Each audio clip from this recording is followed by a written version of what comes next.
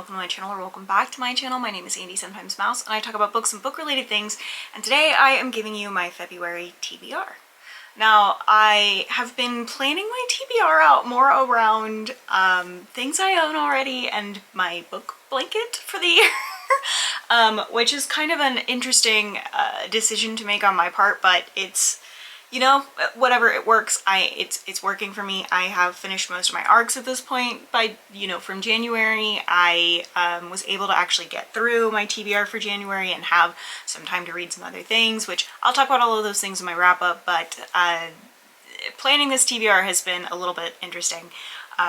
So anyway, I am going to go ahead and get started about this, but I do want to say, if you like my videos and you like my channel, don't forget to like and subscribe and share by the end of this video or now or whatever, if you want to see how the progress on the book blanket and my TBR and stuff go. Now, anyway, onwards we go. For series continuations, I am going to be reading Chimera by Mira Grant, which is Shauna Maguire's pen name. That is the third book in the Parasitology book set, and I think Parasitology is like pre-Newsflesh, but I'm not 100% sure. But it is zombie apocalypse-esque. They essentially have created these tapeworm kind of things to have inside of your body to help fight different diseases and whatnot, but those things have evolved and now are taking over the brain stems instead of staying in the gut like it's supposed to. And we follow Sal, our main character, who is somebody who has one of these tapeworms but is a chimera, which means that it is intelligent and not zombie-like.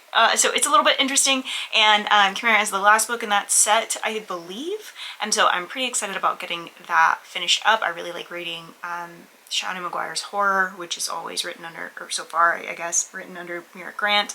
I enjoy that a lot. So next we have Ninth House by Leio, which is a reread for me, and then this is the special edition that Art got me quite a while back.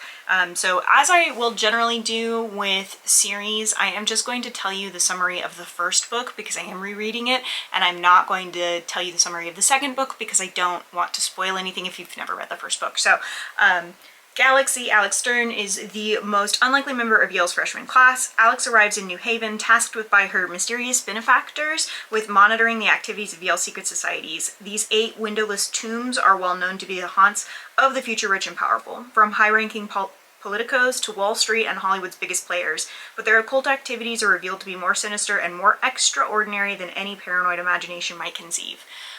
So I read this like back in 2020. And I enjoyed it a lot, like a lot, and then I was mad because this felt like it was never going to come out. So Hellbent by Leio is the other thing that I will be reading. I think that this is a really beautiful cover. I just think that it is a really cool cover. I know that the Barnes & Noble edition, I think, has the red cover version, so I'm really glad that I got the white cover. It has some cool stuff on the inside, and I did get this book recently. I had pre-ordered it and I was just very thrilled when it came in. So I am excited about reading it and about seeing this story again and, you know, catching up on Alex Stern. Next, we have Into the Forest by Mark Z. Danielewski. Now, I will read the summary for this, unlike the other one. I know, I'm confusing. But it's because these books really won't make sense unless you read them. So, you know. In the familiar Volume 2, Into the Forest, the lives of disparate and dynamic 9 characters that were introduced in the first book, One Rainy Day in May, begin to intersect in inexplicable ways, finding harmonies and echoes in each other. What once seemed remote and disconnected draws closer, slowly, steadily, towards something inevitable. At the center of it all is Xanther, a 12-year-old girl for whom the world around her seems to be opening, exposing doors and windows, visions and sounds, questions and ideas previously unknown. With each passing day, she begins to glimpse something she does not understand but unequivocally craves, the one thing that will bring her relief and keep her new friend alive. So essentially in the first book, she finds a cat. Close to the end of the book, you find out about this cat. And it's like dying. And I think that the book hinges around Xanther and the cat, the books.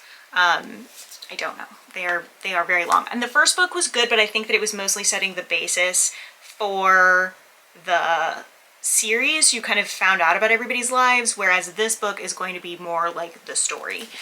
Mark Z. Danielewski really likes to write really long books. Next up, we have the Up and Under series by a Deborah Baker, which is also a Shauna Maguire pen name. It is the tie-in to the Alchemical Journeys, or Middle Game series by Shauna Maguire, and it is the middle grade companions. So I've read Over the Woodward Wall and Along the Saltway Sea, I think twice now. So this will be the third time that I'll be reading both of them. And then the new one just came out, Into the Windtracked Winds. And I will say that I defaced both Over the Woodward Wall and Along the Saltway Sea. So Over the Woodward Wall has this going on in it, as well as, I don't know if the camera will catch these colors, the highlighting there. And I think that this is also, did I do drawing in this? Some of them I put stickers and stuff in. And then Along the Saltway Sea I used more blue, and it has the inking on the, oh, I guess I never finished highlighting that one. I'll need to do that. It has more writing on the cover as well. So Into the Windtracked Wilds I will be doing that with again. Probably after my first read though. I will probably not deface it until my second read, just in case. But these books follow Zib and Avery as they go into the Up and Under and follow the improbable road. They are trying to get back home. The first book was kind of just like them on the road. The second book is them in a pirate ship, and I don't even know what the third book is about. But I have enjoyed these books greatly, and I will be excited to let my kids read them probably when I have kids and they are middle grade age. I will more than likely let them read these books, and then when they are older, let them read middle grade and be like, haha, or not middle grade, middle grade, haha, look at the tricks I have tricked you with. Next we have A Tropical Fish Yearns for Snow, Volume 9. Volume 9.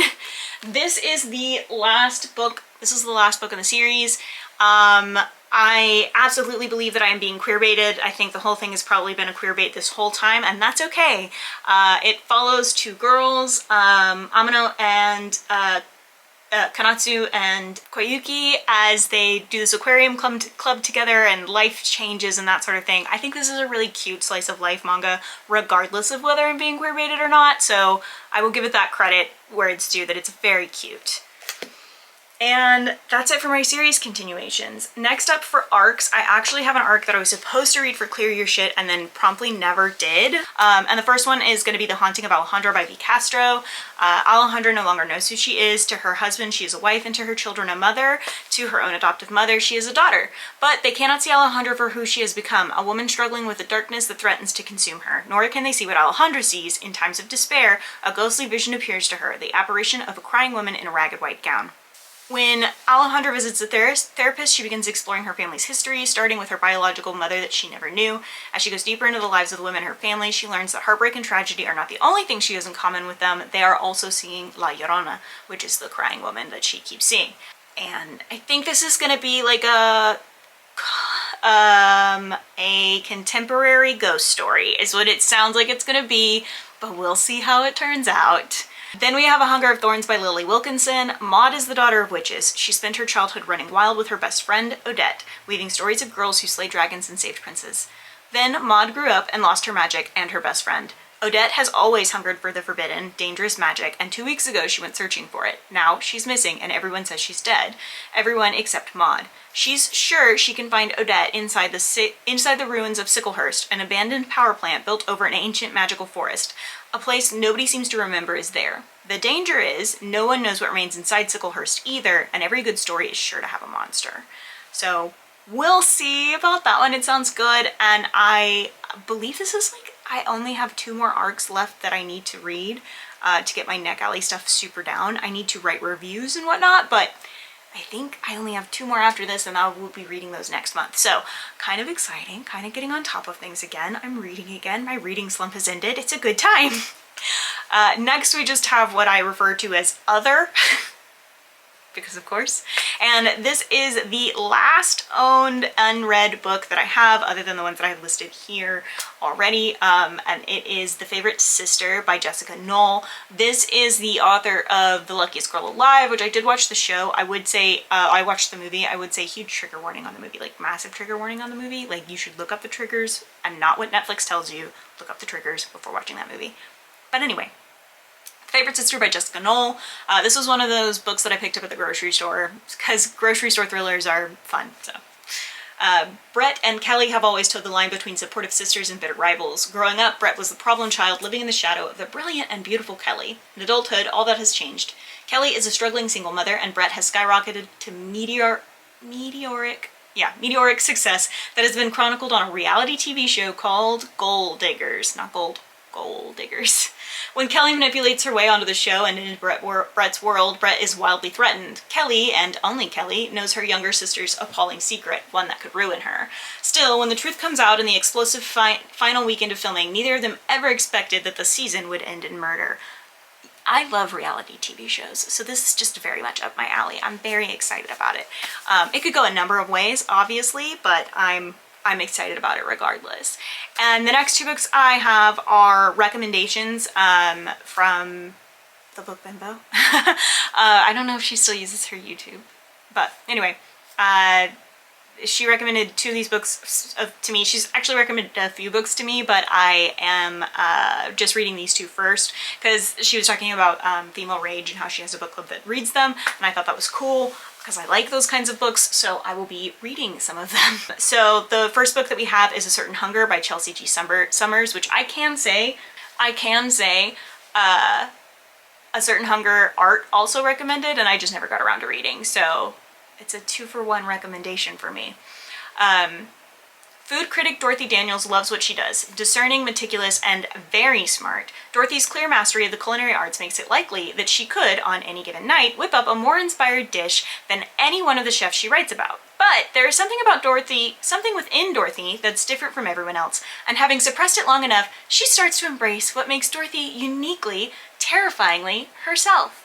Recounting her life from a seeming idyllic farm-to-table childhood, the heights of her career to the moment she plunges an ice pick into a man's neck on Fire Island, Dorothy Daniels shows us what happens when a woman finally embraces her superiority. It just sounds great. That's all I have. It just sounds great. And then next we have Night Bitch by Rachel Yoder. One day, the mother was a mother, but then one night she was quite suddenly something else. At home full-time with her 2-year-old son, an artist finds herself struggling. She is lonely and exhausted. She had imagined, what was it she had imagined? Her husband, always traveling for his work, calls her from faraway hotel rooms.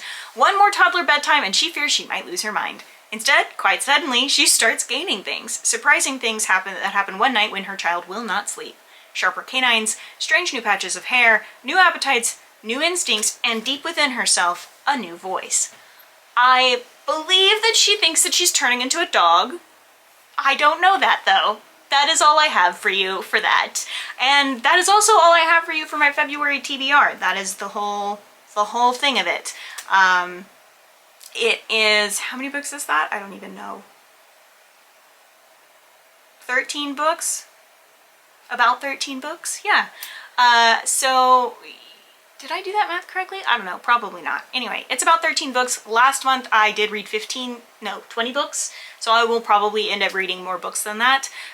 It is what it is. That's just kind of what's been happening right now, and I'm not mad about it. We will see if I continue to not be in a reading slump. I am enjoying the things I'm reading though, so I'm excited about the things I have coming up. I get more and more selective every year about what I'm reading and know more and more about what I like to read. So with all that being said, that's my TBR for February. If you enjoyed this video, don't forget to like and subscribe and share. If you did not enjoy this video, I am sorry. Let me know how I can make it better for you. And if you have read some of these or want to read some of these, let me know in the comments down below. And if you have any other horror female rage books that you would recommend to me, I will gladly take those recommendations. But I will see you guys again on Thursday at 10 a.m. Central Standard Time and Tuesday at 10 a.m. Central Standard Time every single week. I hope you guys have a great rest of your day. Take your meds, drink your water, and do something today to take care of yourselves. Okay, thanks, bye.